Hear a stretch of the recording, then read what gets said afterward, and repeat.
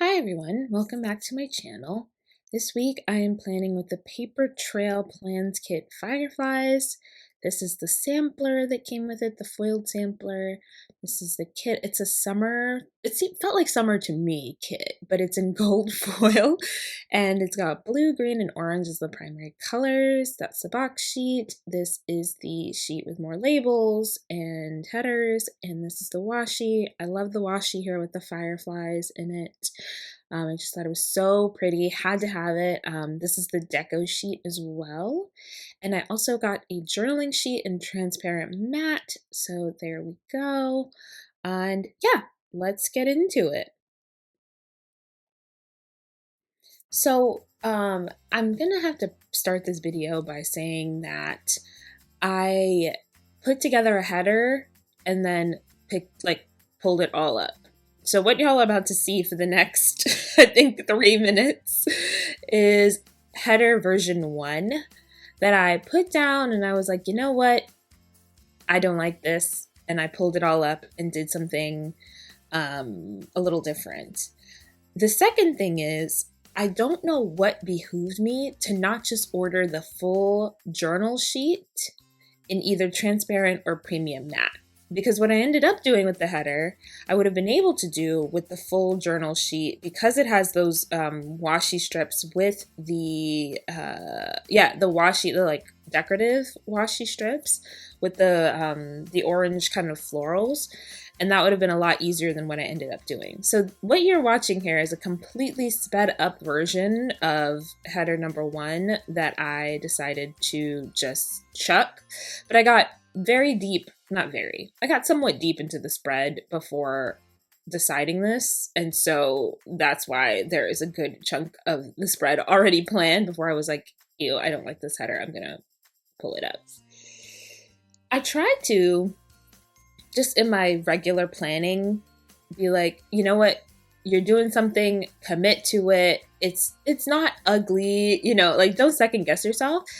But if I feel really strongly like, oh my God, I really don't like this, this is not the vision that I had for this, I'm gonna pull it up. So that's what I did. Yeah, so getting into this week and coming into the next one, I watched a lot of movies this weekend. Well, a lot for me. Normally, like, I'll sit down and watch maybe one movie a weekend with my boyfriend, but Friday night he was working late, so I was like, you know what? And I was editing this video, actually. I was like, you know what? I need to edit. I'm gonna put on some movies and, like, watch them / look down at my computer while I'm editing. But the first one I watched was this movie called Barbarian. Now, fair warning, this was a scary movie. I knew it was scary going in. I don't mind scary movies. My trainer had recommended it to me, and he said, it's really interesting. It's kind of scary. Well, he said it was really scary. And I was like, all right, I'll check it out. I watched the trailer with my boyfriend, and he was like, absolutely not. He does not like scary movies. So yeah, he was like, oh no. The basic premise is there's this woman who is about to check into an Airbnb, and she discovers that the keys are not there in the lockbox. And the keys are not there because someone else is staying there in the Airbnb. And he's like, you know what? Apparently this Airbnb is in a bad neighborhood. And he's like, just come inside. I'll sleep on the couch. You can have the bedroom. It'll be fine, etc. And shenanigans ensue. Semi-violent hijinks ensue, not shenanigans. So I don't want to spoil it too much. It came out last year and apparently did really well. I went and looked up the Wikipedia. But my trainer was like, she really didn't have another choice. And I'm going to just talk about the first part of the movie. This is not really spoiling anything, but she pulls up at this Airbnb. It's raining. It's got the porch lights on and all that. It looks fairly inviting. She opens the lockbox. There's no key, etc. But she sees that there's a light on in the house, so she rings the bell, and then the dude comes to the door. And, they kind of talk about, what's going on, who's got the reservation. She looks at his, he looks at hers.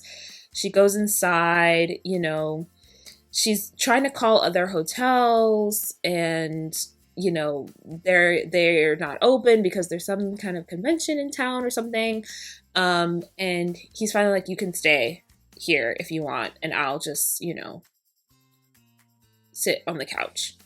And the whole time you get the impression that he's trying to make her feel really safe, because he's like, they got a bottle of wine in the Airbnb, like someone had left that there, and he's like, I wanted you to see me open this, you know, do you want a glass? One, but also I'm not gonna open this like without you seeing me open it, so that you can feel safe. Prior to this, he offered to make her a cup of tea. He like made the tea and left it there, and she didn't drink it, which is exactly what I would have done. So they get to talking, they figure out that they have some common interests, and eventually she has that glass of wine. She makes him wash the sheet, or like they wash the sheets ahead of time. He goes out to her car to get her bags. Like, it's a whole thing. And this whole time I'm thinking, you know, knowing that this is a scary movie and what's about to happen, I'm like, there is nothing that wouldn't prevent me from just sleeping in my car. She looks out on the street, you know, when she first realizes, hey, there's another dude like in this Airbnb, and the street is supposed to look very dark and foreboding. But I'm like, I would just be in my car, hunker down, make it look like there's no one in there, rather than go into a house with a man I do not know and lay down my head and close my eyes and sleep. Like, sleep. There's just no. I mean, and so you're supposed to kind of think in the beginning that he's cute. He kind of likes her. He's trying to like make her feel safe, and like he's not a creep and all of that. And I'm like, cool, that's fine. No, I'm not coming inside of an Airbnb with a random dude. I'm solo. She's solo dolo. I'm not going inside of an Airbnb with a random dude that I do not know, shutting the door and like sitting there. Like, it's just not happening. So yeah, I mean, again, hijinks ensue. I didn't think it was that scary. Justin Long is in the movie, which is really funny. And it becomes a kind of interesting meditation on like power and whether you're a good person and like altruism. So anyway, if you're into scary movies, I would say it wasn't that scary. You should definitely check it out. There were definitely some gross parts where I was like, ooh, but yeah. The second movie I watched was Don't Worry, Darling. I'm very late, I know. And this one I am kind of going to spoil because it's been out for a long time. But this movie, I had heard that it wasn't very good, but I was intrigued because of all the obvious like drama around it. You know, the Harry Styles, the Olivia Wilde, that whole thing where it looked like Chris Pine had spat on Harry Styles, or the other way around, somebody was doing. And I was just like, this really looks like this. And he said, that's funny, that's laughable. I'm like, okay, I saw the videotape. It looks like you definitely did that. So I was curious about this. And my first impression of this is that I didn't feel like Harry Styles and Florence Pugh, I don't know how to pronounce her last name, yikes, had all that much chemistry. You know, they're supposed to be in love. They're supposed to be couples. Again, spoilers for Don't Worry, Darling ahead, so you might want to skip ahead if you haven't seen it. I just felt like it was very wooden. Also, I know that she's a little bit older than him in real life, and I feel like that came through pretty strongly in the movie. But I mean, it turns out, so obviously, you know, you find out at the end that she's like a doctor and, you know, very accomplished in her career, and he's not. And so it does kind of make sense that she would be a little bit older, but in the beginning, you don't really know that. And so I'm like, this is a little bit, like, their age difference felt very palpable to me. And so, yeah, all of the like romantic scenes, I don't know, just felt a little forced. I was like, are these people, like, I don't know, I just didn't feel on-screen chemistry. Chris Pine always seemed like, you know, charming, brilliant, low-key, like, psychopath to me. So I fully believe him in this role in Don't Worry, Darling. I was like, that was very convincing. You always seemed a little bit crazy to me. I don't know why. He was very good in Star Trek. But what movie was it? It was in this not Ryan Reynolds. Oh my gosh. Ryan Gosling. He was some kind of special forces dude, and Chris Pine was in that, and he played the villain, and I was like, oh, this is the same dude from that movie. I thought it was beautifully shot. The costumes were really well done. And you know what? Okay, I am a staunch, supporter of equal rights and all of that. Y'all know me, I believe in equality for women, in, supporting men's mental health, all of that. But there was a tiny, tiny part of me that was like, you know what? I would be okay with cleaning and cooking for a little while. I'm tired. I'm not saying that I want to be like forced into, an alternate dimension where I don't have any control over the situation. Like, obviously I want choice in that, but I looked at their lives and I was like, it would not be like, I would not be upset if for a month, all I had to do was clean the house, cook a couple meals, and chill at the pool with my friends. That would be fine. I would be cool with that, So that's the impression that I got in the first few scenes. I was like, these outfits are really cute. I'm not a great cook. I'll just admit that. I know how to do a few things really well, and that's about it. But I'm making breakfast, sending my dude off to lunch, vacuuming. I could do that. Going to a ballet class, it seems a little bit less stressful than the life I have now. Now, again, I do not want to be mind controlled, and I'm totally not supporting that. He was a jerk, and you're getting these strong, obviously he's not an incel because, they're in a relationship and they're married, but it's just this really weird, misogynistic, I know what's best for you. You didn't seem very happy as a career woman. And so I am not down with that whatsoever. That was not okay. So yeah, I'd say it was an okay movie overall. I wouldn't call it really good, but I wouldn't say it was really bad either. Some of the reviews say that it's a tired trope of alternate reality, and I don't think it exactly was. I think they brought a kind of new spin to it. I just felt like it needed an edit.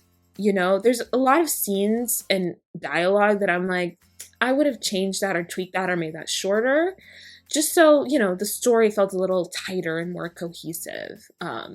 So yeah. So I watched those two. That was cool.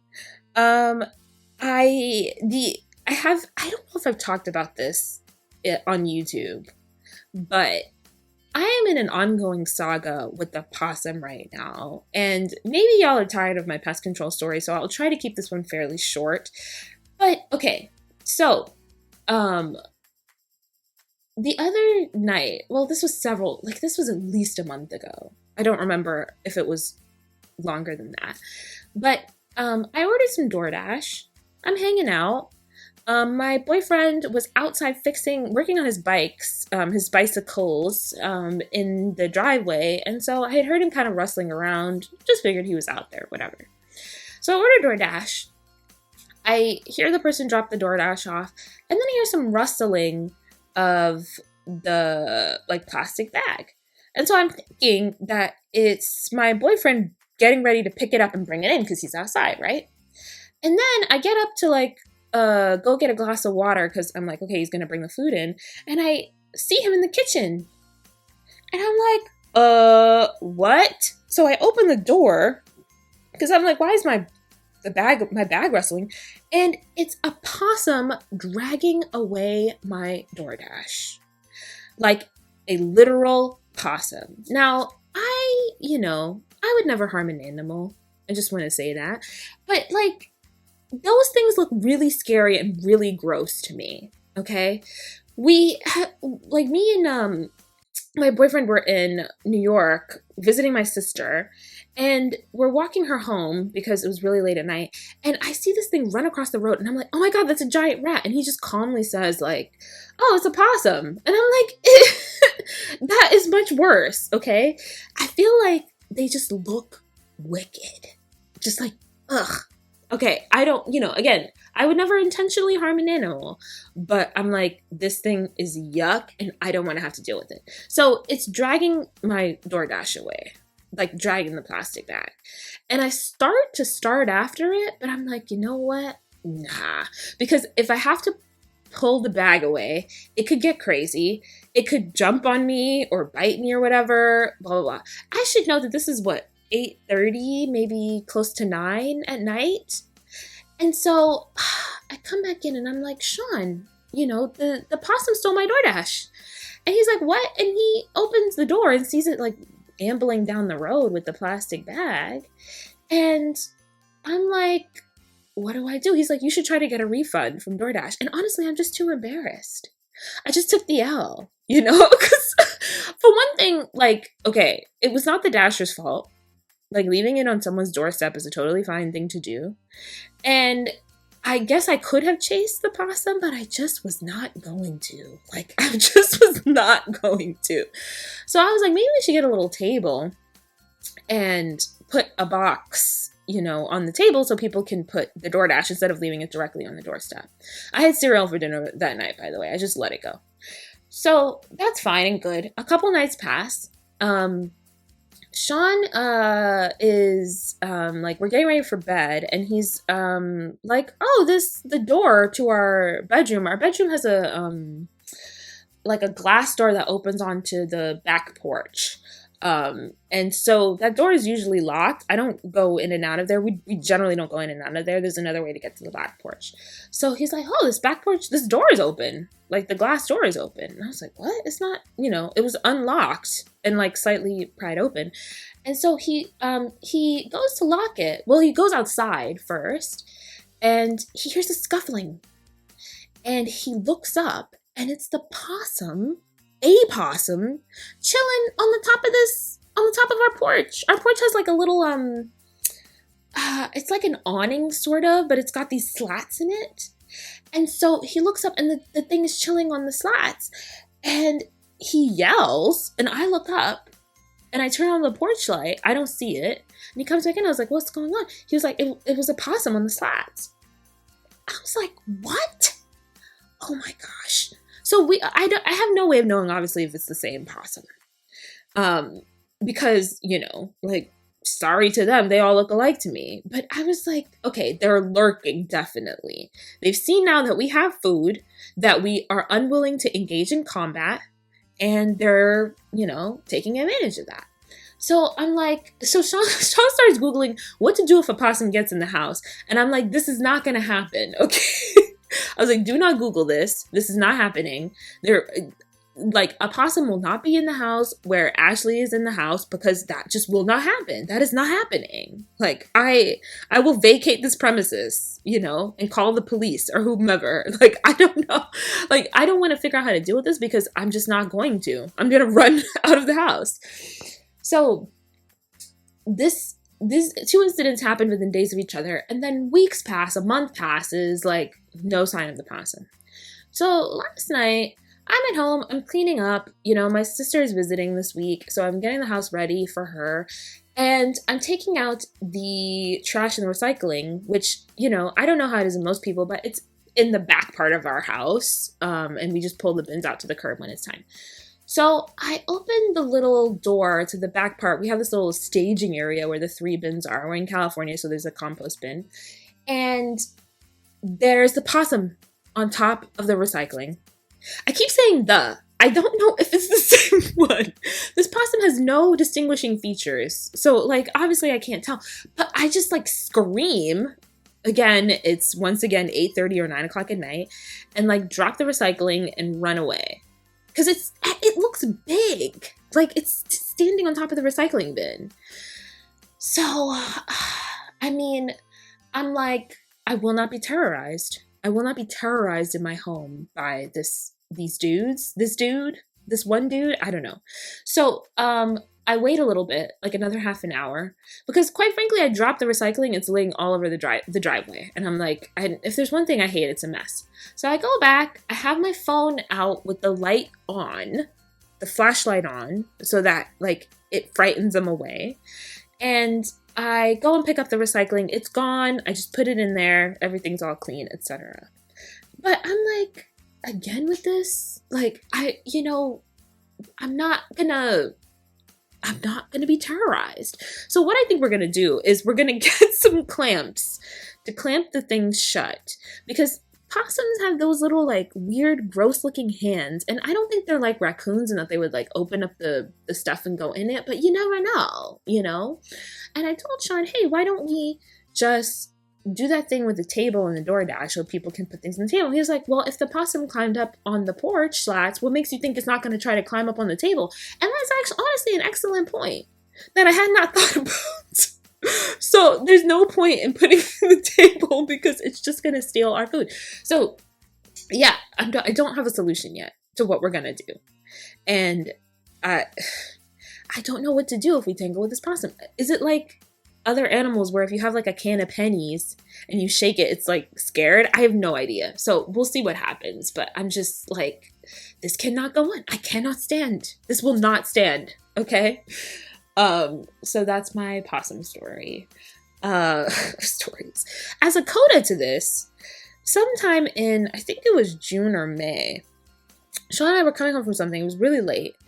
And we're about to make the final turn onto our street. And I see something laying in the road. And I'm like, stop. Because I think it's a cat, you know? And Sean stops. And it's not a cat, but it's a possum. So it's a possum that looks like it's been hit. It's like laying on the ground, kind of shaking a little. But we had our headlights on because it was late. So the headlights are pointing directly at it. Now, Sean gets out. I'm not getting out to just like look at it. And I'm like, please stay away because it could be rabid. We don't know. We get back in the car and I'm like, what do we do? Should we call something? And as we're talking about this, it gets up and starts to like limp away. And honestly, I will say they look gross, but this was really sad because it was clearly gotten like hit by a car or something, maybe a bike or something. And its leg had gotten broken or something or other. And so it was kind of limping and it limped again. Like, it was sad, but also gross because they seem gross to me. And it limped under a vehicle that's like parked on our street. It doesn't really move, but it limped under that car and just like stayed there under the car. And it looked pretty pitiful, you know? And I was like, should we call somebody to come get it? It's injured, blah, blah, blah. And so we looked up the numbers, but like there wasn't anything after hours. Again, it was pretty late at night. And I was like, okay, why don't we check in the morning if it's still there and we'll call like animal control or whatever. So, we looked in the morning and it wasn't there. Now, again, this may not be the same possum. Definitely isn't. Because I figured if the possum's leg was that broken, it probably went and died somewhere. I don't know. But I'm like my dude, like, you know, I don't know. Like, what? We didn't do anything to you, possums. Like, be mad at the person that hit you. Like, anyway, I don't know. That has nothing to do with it. But I was just like, hey, what if this is like the family of possums and they're like exacting revenge? I don't know. Anyway, that doesn't make any sense. So yeah, so that's been my saga. What's coming up this week? Like I said, my sister's visiting. It's also my birthday this week. I am going to be eating a lot of delicious food, which is really exciting. We're going out to a couple of my fave restaurants. Sean's taking me out, and then me and my sister are going out. My nephew's going to be here, so I get to cuddle an absolutely adorable baby that is just so funny, makes the funniest expressions. So I think it's going to be a good week. I am not taking off for my birthday, but I am taking off next week. So, you know, like Labor Day, and I'm just like tacking on days on the end of that week. Most people are actually stacking it the week ahead. So like this coming up week, a lot of people are taking like Wednesday and Thursday, Friday, or Thursday, Friday off ahead of the long weekend. I'm like, you know what? Let me stack it on the end. So instead of like taking Thursday, Friday, I'm going to do like a Monday, Tuesday, Wednesday, Thursday. I think I'm taking most, if not all of next week off. But that's going to be fun. We're, you know, taking a little trip. It's going to be really relaxing. So I'm really looking forward to that. And yeah, I mean, I don't know. I'm in my early 30s. Like birthdays are much more of an opportunity for me to do something fun and different, like go and have like a special meal somewhere rather than for me to throw like a big party or be like, oh my God, it's my birthday. I'm going to make a huge, you know, deal about it. I always feel weird about my birthday too, because it's like, people that I don't talk to regularly, you know, contact me to say happy birthday, which is nice, but it's a little bit like weird because it's like the social contact has been reestablished and it's a little bit like, okay, hi. Yeah, it's like, oh, thanks for saying happy birthday. And then I feel like I gotta be like, how are things? Or so, you know, I don't know. So I usually spend most of my day, this is horrible of me, but I usually spend most of my day ducking phone calls because I just, you know, don't want to be on the phone all day saying, oh, thank you. You know, like text me. just text me. I appreciate people calling. That's not to say that. I totally appreciate people calling. I appreciate people remembering it's my birthday. And, you know, that feels nice to be remembered. And I'm happy to say thank you. Of course I will. You know, it's just my strong sense of social obligation that gets in the way all the time. But I just am like, do I have to call every single person back who's called me? Oh my gosh, I just don't want to. So, yeah. I prefer to be texted. Obviously, you know, my nuclear family's going to call, my parents, my siblings, etc. That's all good. Some of my closest friends too. That's totally fine. But I mean like my my aunt that I like never speak to, you know, my second cousin, like blah, blah, blah. Like, I'm like, how did y'all get my number? I don't give my phone number like that. So I don't know. Someone in my close family is giving out my number. And again, just text me. Just text me. I will text you back all day long. But for us to have, like, I just don't know what to say in a phone conversation, you know? It's like, how are you? We gotta have a whole conversation, and then I gotta, you know, I'm getting back to my life. Anyway, hope that doesn't sound ungrateful. It's just, yeah. So that's the end of this spread. Hope you enjoyed this long plan with me, and I will see you next time. Bye.